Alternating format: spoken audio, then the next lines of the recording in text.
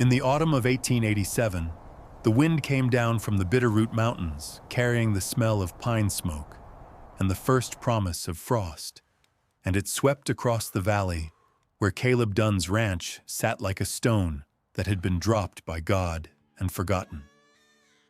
The barn leaned slightly to the east, as if it too were tired, and the house beside it was small and dark and held together by stubbornness more than carpentry. Caleb had not spoken to another human being in 11 days. He knew this because he kept a calendar on the kitchen wall and marked each day he rode into town with a small X, and the X's had grown sparse as the months had worn on, spread thin as the last of the summer grass. He was 34 years old and looked 40, and he moved through his days with the mechanical precision of a man who had decided that routine was the only thing standing between himself and some darker country he did not wish to name. He fed the horses at dawn. He mended what was broken.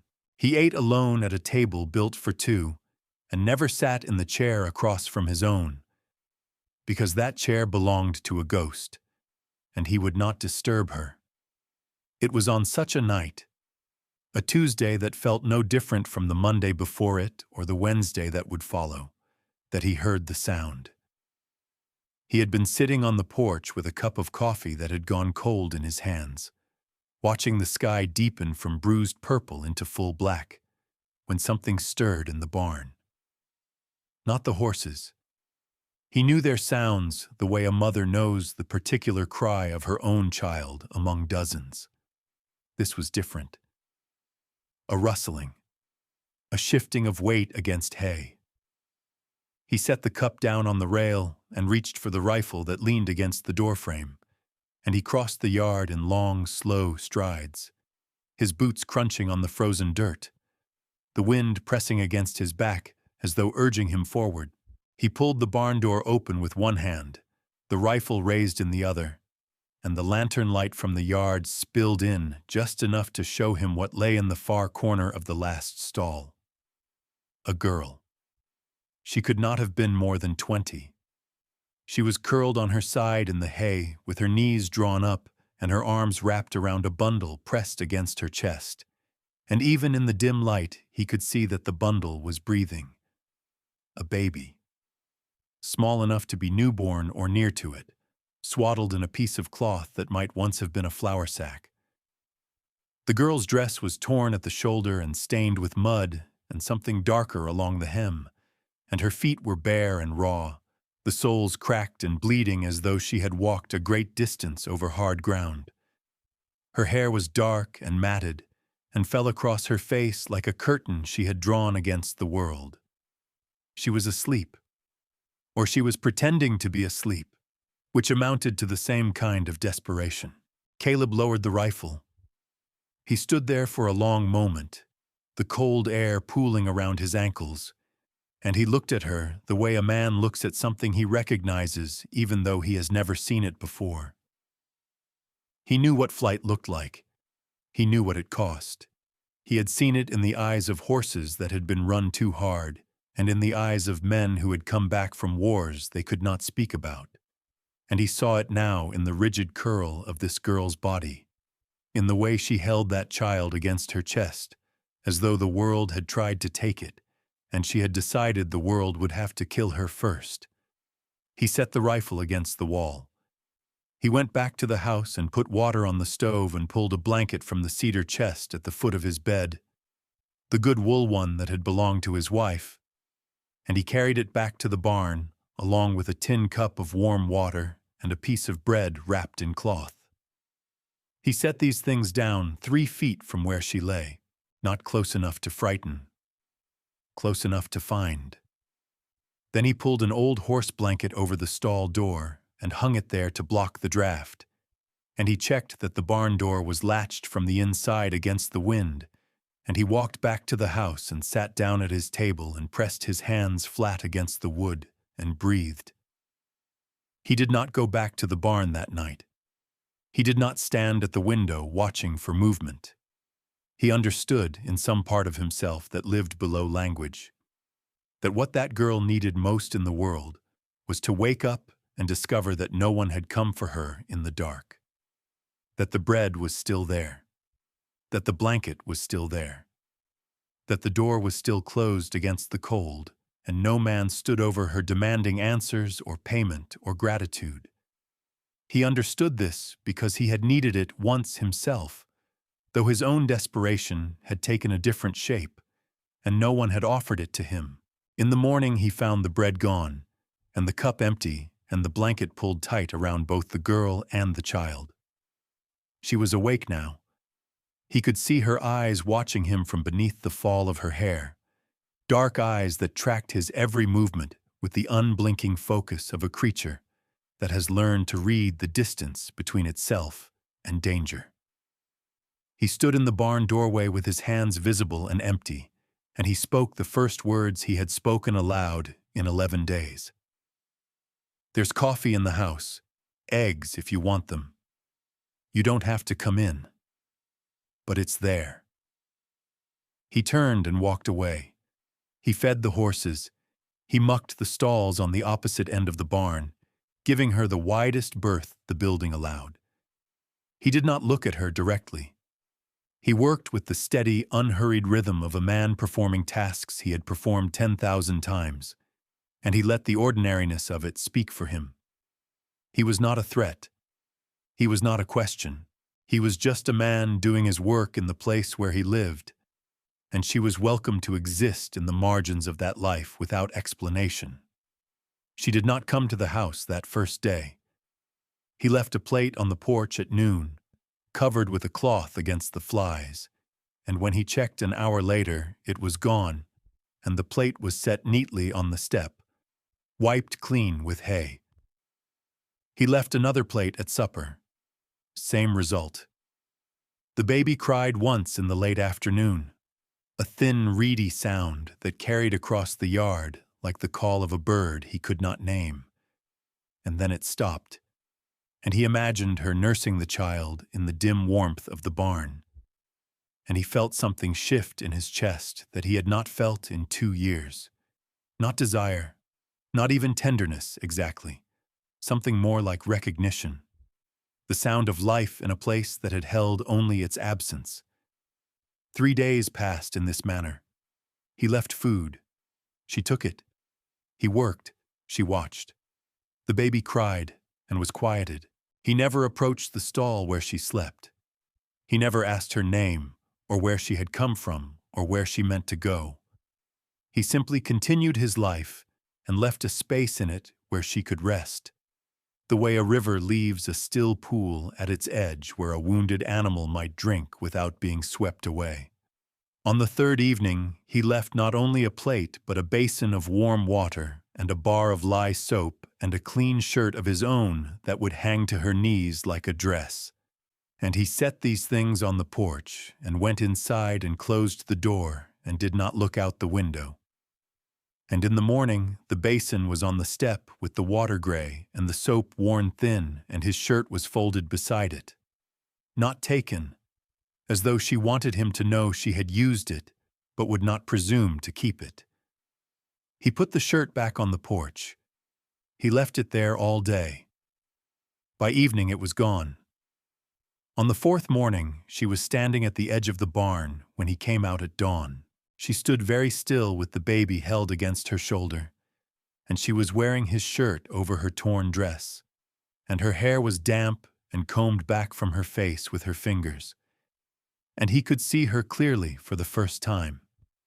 She was young, younger than he had guessed, with a face that was sharp-boned and sun-darkened, and carried the particular beauty of things that have survived what should have destroyed them. Her eyes were the color of creek water over dark stone, and they held him with an expression he could not read, something between fear and decision, as though she had spent the night arguing with herself and had arrived at a conclusion she was not yet certain of. She did not speak. She simply stood there, letting him see her, and he understood that this was an act of extraordinary courage.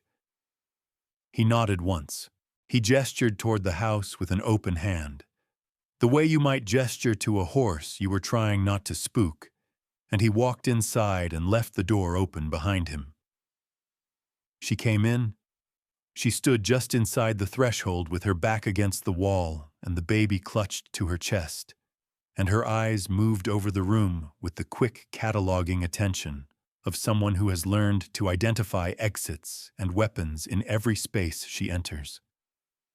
He saw her gaze land on the rifle above the mantel, on the knife block by the stove, on the door to the bedroom, on the window that faced the road.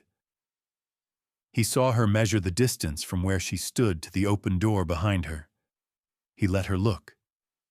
He poured coffee into 2 cups and set one on the table nearest to her, and carried his own to the far side of the room and sat down and drank it. She watched him drink, then she reached for the cup with her free hand and brought it to her lips and drank, and something in her shoulders released by a fraction of an inch. And he thought that fraction of an inch was the bravest thing he had ever witnessed. She sat at his table that morning while he cooked eggs and salt pork and sliced bread and set it before her without ceremony. She ate with the controlled urgency of someone who has been hungry long enough to know that food can be taken away at any moment. The baby slept against her chest, its small face pressed into the hollow of her neck, and he could see now that it was a girl, no more than a few weeks old, with a tuft of dark hair and skin the color of new cream. He did not ask. He poured more coffee. He sat across from her in the chair he had not used in 2 years, the chair that had belonged to his wife, and he felt the ghost in it shift and settle and make room. That afternoon, he cleared out the small room off the kitchen that had been his wife's sewing room. It still held her things, the basket of thread and needles, the half-finished quilt draped over the chair, the pincushion shaped like a strawberry that she had brought from her mother's house in Missouri. He packed these things into a box with hands that trembled only slightly and carried the box to the attic, and came back down and put fresh sheets on the narrow bed and set a candle on the windowsill and left the door open. He did not tell the girl the room was hers. He simply prepared it and let it exist as an offering she could accept or refuse. She found it at dusk. He heard her footsteps pause in the doorway, heard the small intake of breath that might have been surprise or might have been something deeper, and then he heard the creak of the bed as she lay down, and then silence. And then the sound of a woman crying so quietly that it was almost indistinguishable from the wind. He sat at the kitchen table and listened to her cry, and he did not go to her. And this restraint was not coldness, but the deepest form of respect he knew how to offer. She was not crying for him. She was crying for herself, for whatever she had survived to arrive barefoot and bleeding in his barn, and those tears belonged to her alone, and he would not trespass upon them. The days that followed were a slow unfolding, a gradual loosening of the knot she had tied herself into. She began to move through the house with increasing ease, though she still startled at sudden sounds, and still positioned herself near exits, and still watched him with those dark, assessing eyes that missed nothing. She washed dishes without being asked. She swept the floor. She folded laundry with a precision that spoke of years of service in someone else's house. He noticed that she worked constantly, as though stillness frightened her, as though she believed that usefulness was the price of shelter, and that the moment she stopped earning her place, it would be taken from her. He wanted to tell her she did not need to earn anything. He wanted to say that she could sit on the porch all day and watch the clouds, and he would still leave the door open and the plate on the table.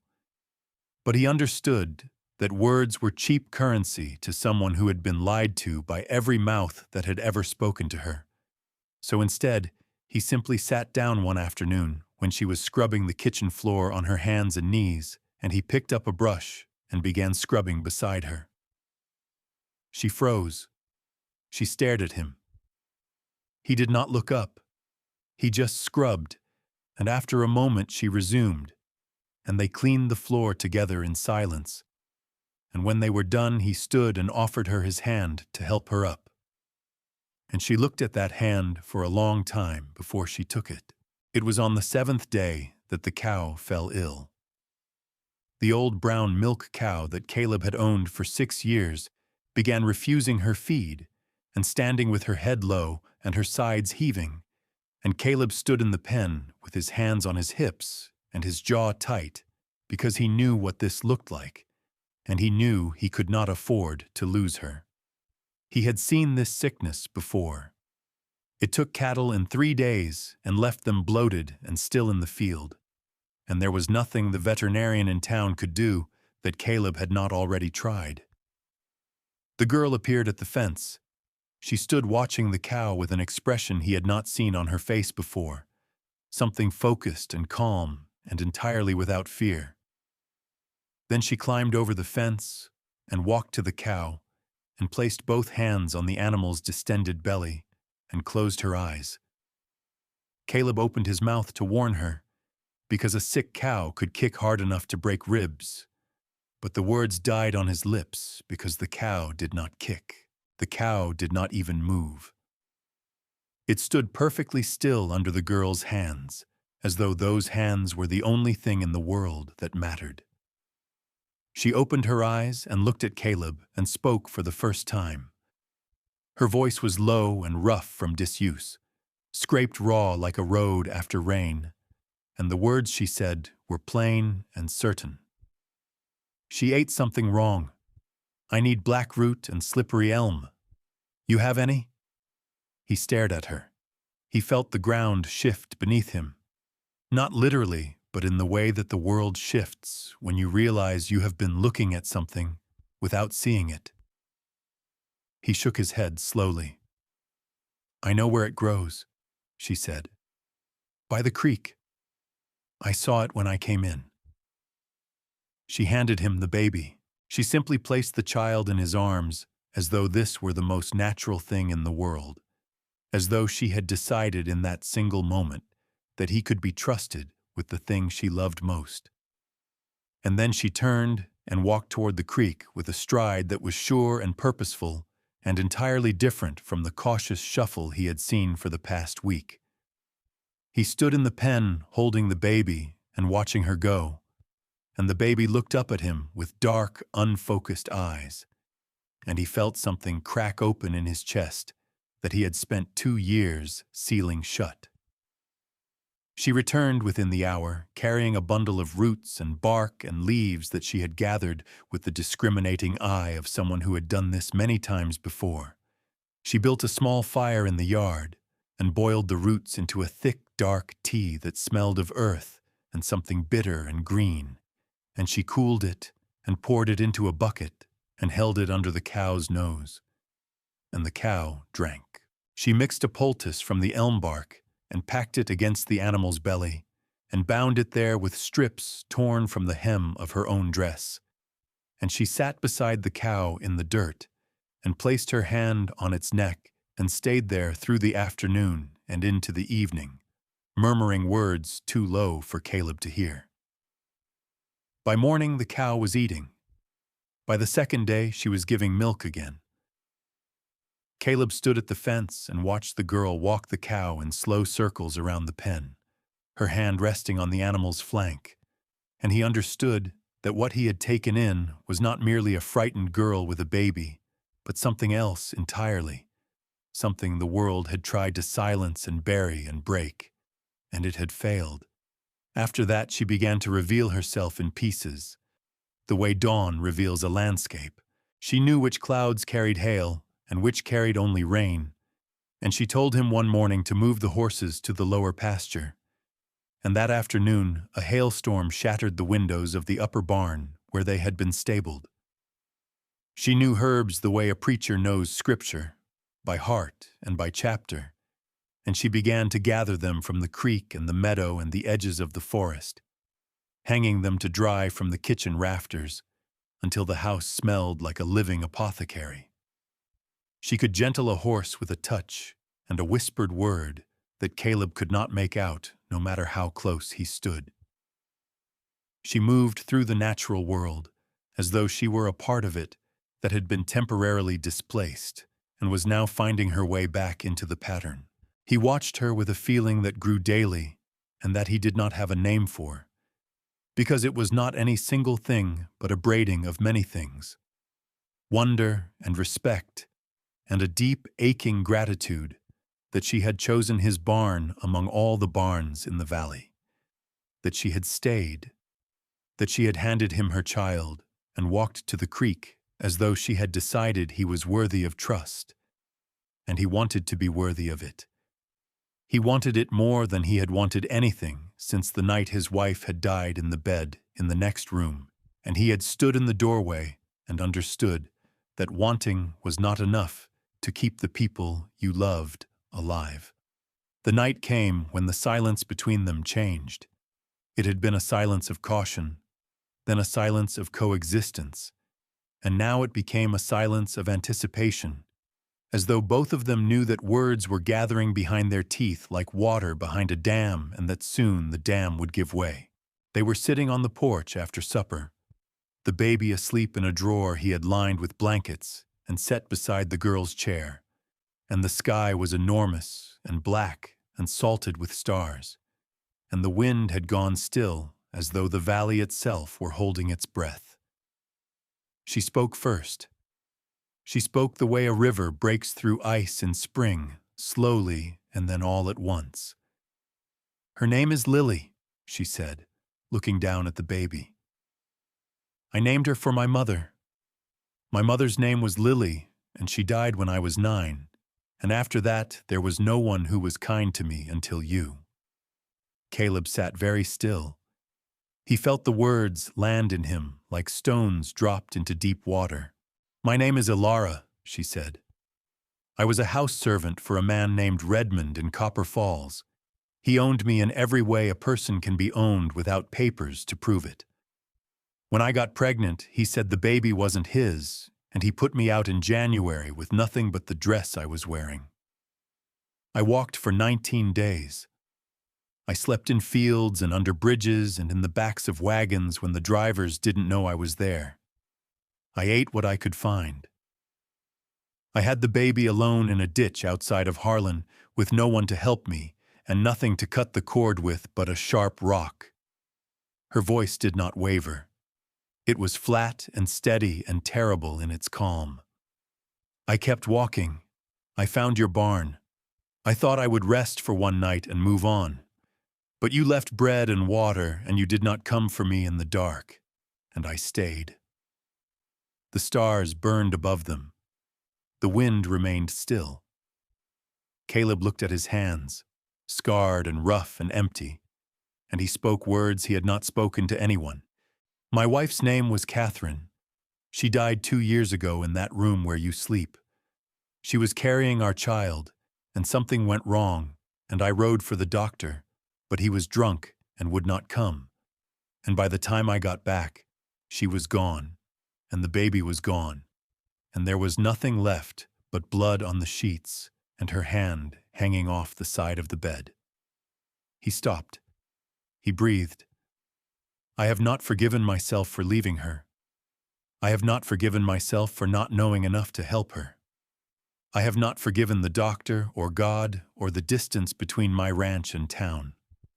I stopped going to town because every street reminds me that I rode down it too slow and came back too late."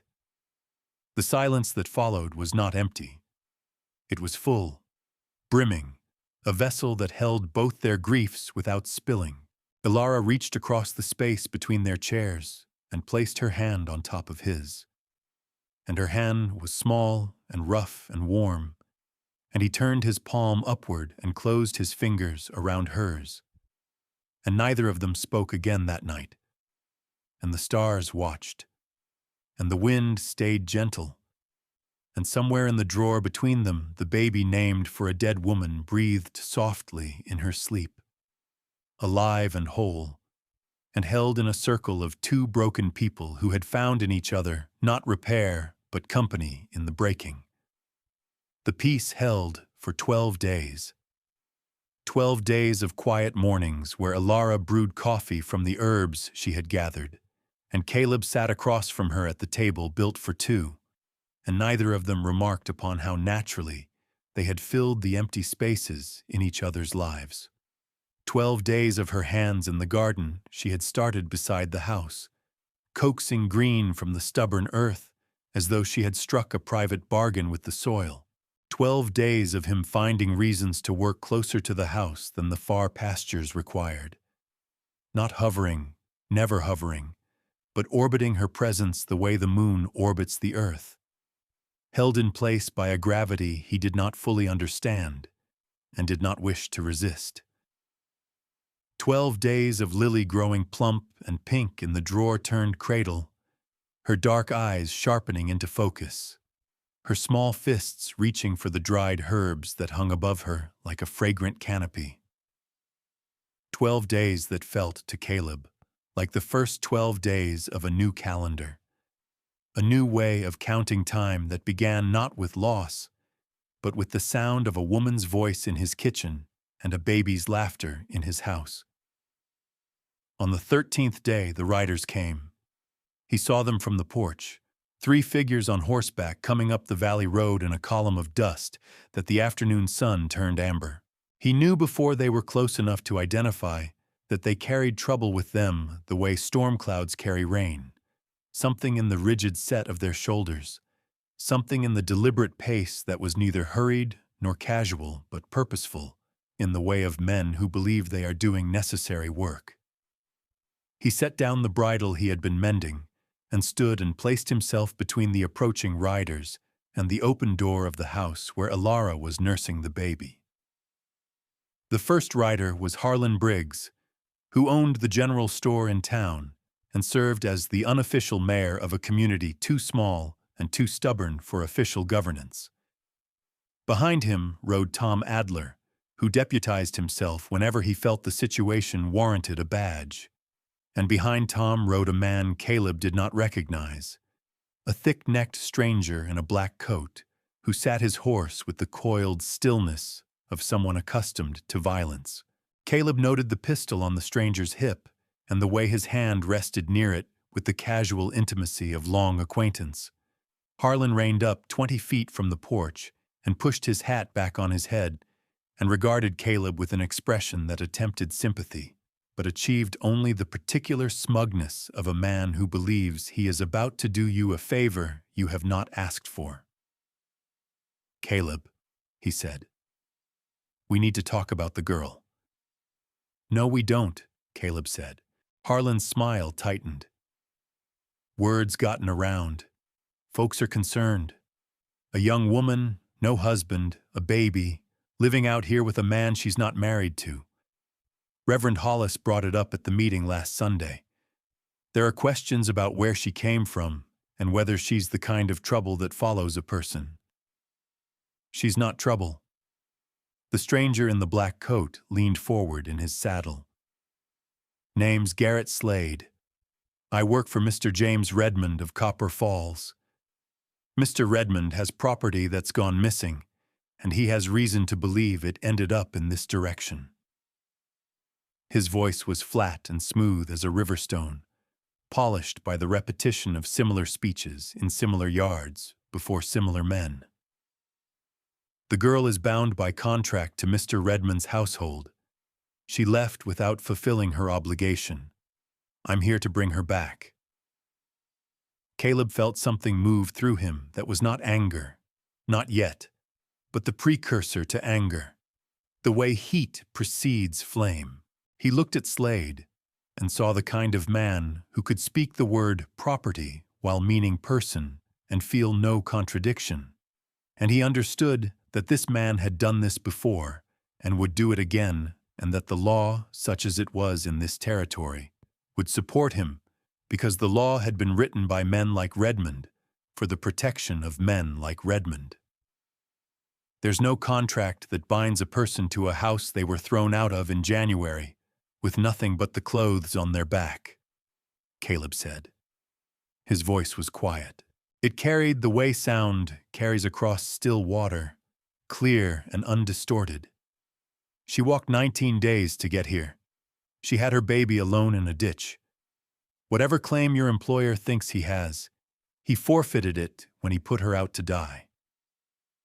Slade's expression did not change. That's not how the law reads. Then the law reads wrong. Harlan shifted uncomfortably in his saddle. Now, Caleb, nobody wants trouble here. But Mr. Slade has papers, and the territory recognizes labor contracts. And if this girl signed something, then there's a legal process that needs to be respected. We can't just have people harboring runaways and calling it charity. It sets a precedent. Behind Caleb, in the doorway of the house, Ilara appeared. She had heard everything. He knew this because he could feel her presence the way he could feel a change in the weather, a shift in the air's weight and temperature that his body registered before his mind could name it. She stood in the doorway, holding Lily against her shoulder, and she did not hide, and she did not run, and she did not make herself small. She stood at her full height, which was not great, but which in that moment seemed sufficient to fill the entire frame of the door, and she looked at Garrett Slade with eyes that held no fear, only the cold clarity of a woman who has already survived the worst thing that could be done to her and knows that nothing this man carries on his hip can touch what she has built inside herself. Caleb did not turn to look at her. He did not need to. He spoke to the three men on their horses with the same quiet certainty with which he had spoken every word since she had arrived. This woman came to my land of her own will. She stays of her own will. She has healed my animals and tended my home and asked nothing of me but a roof and a plate. She is not property. She is not a runaway. She is a mother with a child, and she is under my protection, and she will remain under my protection until she decides otherwise. If you want to take her from this porch, you will have to come through me, and I promise you that the cost of that passage will be higher than whatever Redmond is paying you. The wind, which had been steady all afternoon, chose that moment to die. The valley held its breath. The horses shifted and stamped, sensing the tension that ran between the men like a wire pulled taut. Slade's hand moved a fraction of an inch closer to his pistol, and Caleb's eyes tracked the movement with the unhurried precision of a man who has calculated the distance between himself and his rifle above the mantle, and knows he cannot reach it in time, and does not care. Harlan broke first. He cleared his throat and gathered his reins and said something about legal channels and proper procedures and coming back with the territorial marshal, and he turned his horse, and Tom Adler followed, and Slade sat for a long moment looking at Caleb with an expression that was not anger but assessment, the cold arithmetic of a man measuring the difficulty of a job against its compensation. And then he too turned and rode away down the valley road, and the dust of their departure hung in the air like a question that had not been answered but only deferred. Caleb stood on the porch until the riders were specks against the far tree line. Then he turned, and Ilara was still standing in the doorway, and her eyes were bright with something that was not tears, but their close relative. And she said his name. She said it for the first time. She said, Caleb, the way a person says a word they have been holding in their mouth for days, tasting it, testing its weight and shape. And the sound of his own name in her voice broke something open in him that all his grief had only cracked. They'll come back, she said. I know. I should go. I should take Lily and go before they come back with more men and guns and papers. You should do whatever you decide to do, he said. But I want you to know that this porch is yours for as long as you want it. This house is yours. That room is yours. And if they come back with 100 men, I will stand right here and say the same thing I said today. She looked at him. The baby stirred against her shoulder and made a small sound like a question, And Alara placed her hand over Lily's back and held her close, and she nodded once, and the nod was not agreement or gratitude, but something more fundamental. A recognition between two people who have chosen each other not out of passion or convenience, but out of the deepest kind of knowing. The knowing that comes from having seen each other's wounds and deciding to stand beside them anyway. That night, Caleb brought his wife's wedding ring from the box in the attic. It was a simple band of gold, thin and worn, and he had not looked at it since the day he had slipped it off Catherine's cold finger and pressed it to his lips and put it away in the darkness, where he kept everything that hurt too much to see. He brought it to the kitchen table where Alara sat mending one of his shirts by candlelight, and he set it on the table between them, and the gold caught the flame and held it. "This was Catherine's," he said. "I'm not asking you to replace her. I'm not asking you to be my wife or to love me or to stay forever. But I want you to have this, because it was worn by a woman who deserved more than she got. And I think she would want it to be worn by another woman who deserves more than she's gotten. And because if Slade comes back with a marshal and papers, a ring on your finger, and my name beside yours in the county register, would make his papers worth less than the ink they're printed with." Ilara looked at the ring. She looked at it for a long time, and the candle flame danced in her eyes, and the shadows in the kitchen shifted and settled around them like witnesses gathering for a ceremony. She picked up the ring and held it in her palm, and it was warm from the table, and from the light, and from the years of love. It had absorbed from the hand of a woman she had never met, but whose ghost she had been living beside for weeks, sleeping in her room, wearing her husband's shirts, sitting in her chair. "I won't wear it on my left hand," Ilara said. "Not yet. Not until I know what I'm promising and can promise it true." She slipped the ring onto the fourth finger of her right hand, where it fit as though it had been made for her, and she held her hand up in the candlelight and turned it slowly, watching the gold catch and release the flame. "But I'll wear it here, and I'll take your name in the register, and if anyone asks, I'll say I chose this, because I did." He reached across the table and took her right hand in both of his, the hand that wore the ring, and he pressed his lips to her knuckles, and the gesture was not romantic but sacramental, a vow made in the language of the body that the mouth could not yet speak. The candle burned between them. The wind outside pressed gently against the windows as though leaning in to listen, and in the small room off the kitchen, Lily slept in her drawer cradle beneath the hanging herbs, dreaming whatever dreams are given to children who have been born in ditches and carried through darkness into houses where they are wanted. They rode to town the next morning.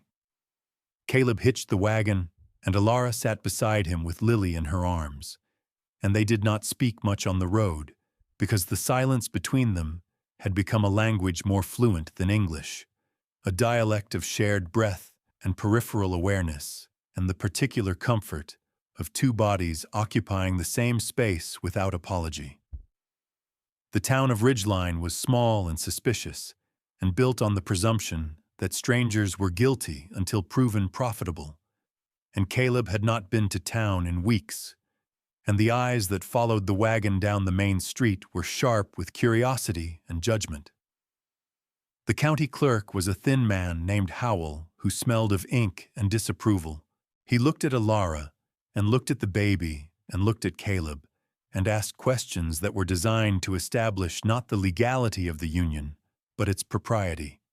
And Caleb answered each one with the same flat patience he used when explaining things to horses that did not want to be shod. Yes, she was of age. Yes, she consented freely. No, there was no prior claim. Yes, he understood the obligations of marriage in the territory.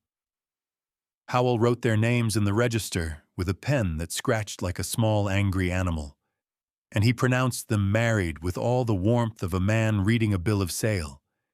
And Alara signed her name in a hand that was careful and clear and beautiful, and Caleb saw that her handwriting was finer than his own, and wondered what other hidden refinements she carried inside her, like seeds waiting for soil. They walked out of the clerk's office into the midday sun, and Alara stopped on the boardwalk and looked down at the register entry she held in her hand. The paper that said she was Alara Dunn, wife of Caleb Dunn, resident of the valley. And her lips moved as she read her new name silently.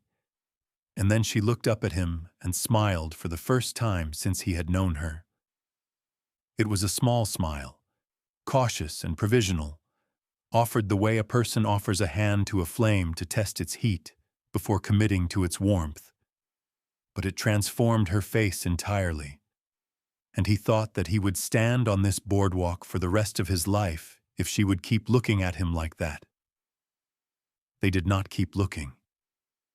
They could not, because across the street, leaning against the post outside the saloon, Garrett Slade stood watching them with his arms folded and his black coat open and his pistol visible on his hip, and beside him stood a man in a territorial marshal's badge, and beside the marshal stood a man Caleb had never seen, but whom Alara clearly had, because her smile vanished, and her body went rigid, and her arms tightened around Lily with the desperate reflexive clutch of a woman who has just seen the face of the person she has been running from.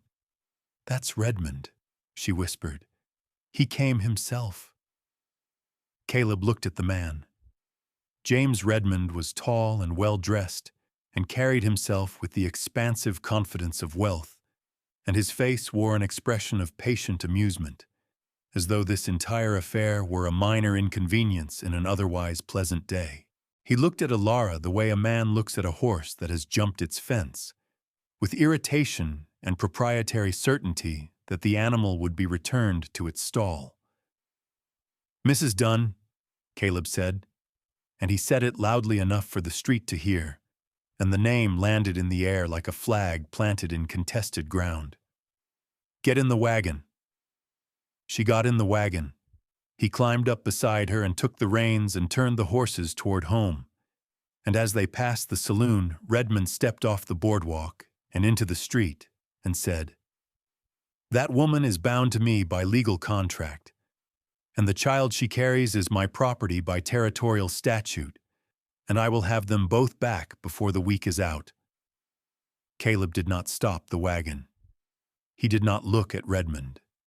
He looked straight ahead at the road that led home, and he said, in a voice that carried the full weight of a man who has lost everything once and has decided he will not lose everything again, "You can try." They rode home in silence. The valley opened before them like a pair of arms, and the mountains stood against the sky like sentinels, and the road was long and straight, and Caleb drove it with his jaw set and his hands steady on the reins, and his mind turning over the mathematics of defense. How many guns he owned, how many rounds, how far the nearest friendly neighbor, how long before Redmond's legal machinery ground its way to his door. Beside him, Alara sat with Lily pressed against her heart, and her eyes fixed on the road ahead. And she did not cry, and she did not tremble, and she did not speak. And her silence now was not the silence of fear, but the silence of a woman who is gathering herself for what comes next. They came at night. Caleb had known they would. Men like Redmond did not wait for legal process when legal process moved too slowly for their impatience. They came after midnight, 4 riders in the dark.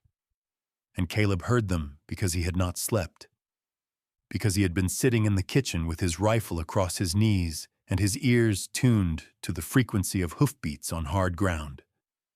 He heard them come up the valley road and turn off toward the house, and he stood and checked the rifle and walked to the door of Alara's room and said her name once, quietly. She was already awake. She was already dressed.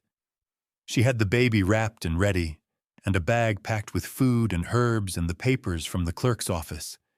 And he understood that she too had known they would come, that she had spent her life knowing that men would come in the dark, and she had learned to be ready. "The root cellar," he said. "Take Lily. Don't come out until I come for you." "Caleb." She stood before him in the dark hallway with the baby against her chest and his dead wife's ring on her right hand, and her eyes holding his with an intensity that burned through the darkness like a lantern flame. "Don't die for me. I'm not planning to die," he said. "I'm planning to make it expensive enough that they decide it's not worth the price." She reached up and placed her hand against his chest, over his heart, and held it there for 3 beats. And each beat was a word in a language older than English, older than any language spoken by mouths, the language of pulse and pressure, and the desperate tenderness of 2 people who have found each other late and are not ready to let go. Then she turned and went down to the root cellar with Lily, and he heard the door close behind her, and he walked out onto the porch with his rifle and waited. They came out of the darkness like ghosts, 4 shapes on horseback, and the lead rider was Slade, and Caleb could see the glint of metal in his hand. He raised the rifle and fired once into the air, and the sound cracked the night open like an egg, and the horses reared and screamed, and he called out in a voice that was steady and enormous in the silence that followed the shot. "The next one won't be aimed at the sky. You are on my land. You are unwelcome. The woman you're looking for is my wife by law, and that child is my daughter by choice. And if you take one more step toward this house, I will defend them the way the law entitles me to defend my family." A shot came back. It struck the porch post 6 inches from his head, and splinters bit into his cheek, and he dropped to one knee and fired toward the muzzle flash, and heard a hoarse scream and a man curse. And then there were more shots, rapid and disorganized, the panicked firing of men who had expected an easy retrieval and found instead a man with a rifle and the willingness to use it. Caleb fired and moved, using the porch and the water trough and the corner of the house as cover, and a bullet caught him in the left shoulder and spun him sideways, and he hit the ground hard and tasted dirt and blood and kept firing. Then silence. Hoofbeats retreating. The sound of men riding hard back down the valley road, one horse limping, one rider groaning. Caleb lay on the ground with his shoulder burning and his blood soaking into the dirt of his own yard, and the stars above him were bright and indifferent and beautiful, and he thought of Catherine, and he thought of Alara, and he thought that the distance between loss and love was not as great as he had believed, that they were neighbors, that they shared a fence. The root cellar door opened. Alara came out carrying Lily in one arm and a lantern in the other, and she found him on the ground, and she did not scream, and she did not freeze. She set the lantern down and handed the baby to the blanket-lined wagon bed and came back and knelt beside him and tore his shirt open and examined the wound with hands that were steady and sure and knew exactly what they were looking for. "The bullet went through," she said. "Clean. No bone." She pressed a wad of cloth against the wound and held it there with a strength that surprised him, and her face above him was calm and focused and fierce, and he thought that this was who she had been all along, beneath the silence and the fear, this woman who could hold a wound closed with one hand and hold the world at bay with the other. She cleaned the wound with whiskey and packed it with the herbs she had gathered from the creek and bound it with strips of clean linen. And she did all of this by lantern light in the yard, while the blood dried on the dirt, and the horses stamped nervously in the barn, and the baby slept through it all with the serene indifference of the very young. She helped him inside and put him in his bed and sat beside him through the rest of the night, her hand on his chest, counting his heartbeats the way he had once counted the days since he had spoken to another human being. Each one a small proof that the world had not yet taken everything.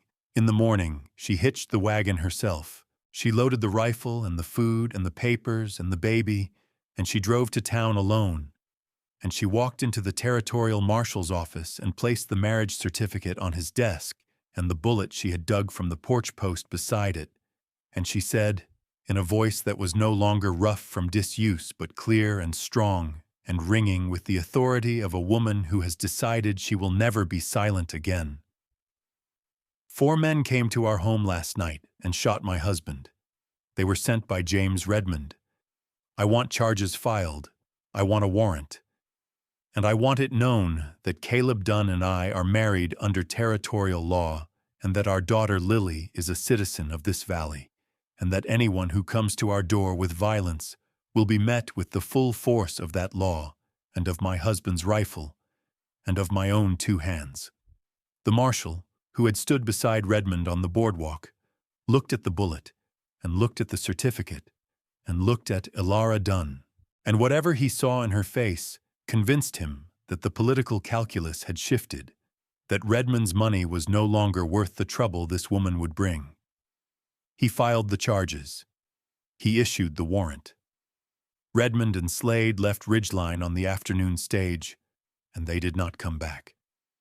Spring came to the valley the way grace comes to the broken, slowly and then all at once, and without any evidence that it has been earned. The snow melted and the creek swelled, and the garden Ilara had planted pushed green shoots through the dark earth, and Caleb's shoulder healed into a scar that ached when the weather changed. A reminder written in his flesh that love costs something, and that the cost is worth paying. Lily grew. She grew the way all children grow, in surges and stillnesses, and she learned to roll over in her cradle and to reach for the herbs above her head and to laugh at the sound of her mother's voice. And her laugh was the sound of water over stones, clear and bright and endlessly renewing. Caleb built a proper cradle. He built it from cedar, sanding each slat until it was smooth enough to press against a cheek, and he carved small flowers along the headboard because Ilara had told him that her mother had loved wildflowers. And when he set Lily in it for the first time, Ilara stood in the doorway of the room that had been Catherine's sewing room and was now Lily's nursery, and pressed her hand over her mouth and wept. And these were not the quiet, desperate tears of that first night, but something different, something warm and clean. The tears of a woman who has been given something she did not dare to hope for. The ring moved from her right hand to her left on a morning in May. She did not announce it. She did not make ceremony of it. Caleb simply looked up from his coffee and saw the gold glinting on her left hand. And she met his eyes across the table and said nothing, and he said nothing. And the silence between them was the most articulate silence he had ever known, a silence that contained vows more binding than any words a preacher could pronounce. That night, she came to him. She crossed the hallway from her room to his and stood in his doorway, and he looked at her, and she looked at him. And she stepped forward and placed her hand on his chest over the heart she had counted through the long night of his wounding, and he covered her hand with his own. And the gesture was the same one she had made in the hallway before the men came. The same 3 heartbeats, the same wordless language. And this time neither of them turned away. By autumn she was carrying his child. The valley turned gold around them, the aspens blazing like torches on the mountainsides, and Caleb watched her belly grow with a terror and a joy so intertwined he could not separate them. Because he had stood in this place before. He had watched a woman carry his child, and the memory of how that story ended lived in his body like a second heartbeat. Ilara knew. She knew without being told, because she had learned to read him the way she read the weather and the herbs and the sick animals, with an attention so deep it was almost clairvoyance. She took his hand and placed it on her belly and said, "This story is not that story. I am not Catherine, and you are not the man you were when she died. You are the man who stood on the porch and did not move." The child was born in January, 1 year to the day after Redmond had put Ilara out into the cold. Caleb did not ride for the doctor. Ilara did not want one. She delivered the baby herself, with Caleb beside her holding her hand. And the baby came into the world, screaming and red and furious and alive. A boy with his father's jaw and his mother's dark eyes. And Caleb held his son in his scarred hands and wept for the first time since Catherine had died. Wept for everything he had lost and everything he had been given and the incomprehensible mathematics of a world that could take so much and still find more to offer. They named him Samuel, after no one. A new name for a new life in a house that had once held only ghosts and now held 4 beating hearts, and the smell of drying herbs, and the sound of a little girl laughing at the way the light came through the kitchen window in the morning. Ilara stood on the porch in the spring with Samuel on her hip and Lily at her feet, and the valley spread before her like a promise kept. And Caleb came up behind her and put his arms around her and rested his chin on the top of her head. And they stood there in the amber light of late afternoon, 2 people who had been broken by the world and had found in each other not the absence of breaking, but the presence of someone willing to hold the pieces. The wind came down from the Bitterroot Mountains, carrying the smell of pine and new grass, and it moved through the valley like a breath, like a benediction, like the voice of a land that had witnessed everything and judged nothing and simply gone on offering itself to whoever was brave enough to stay.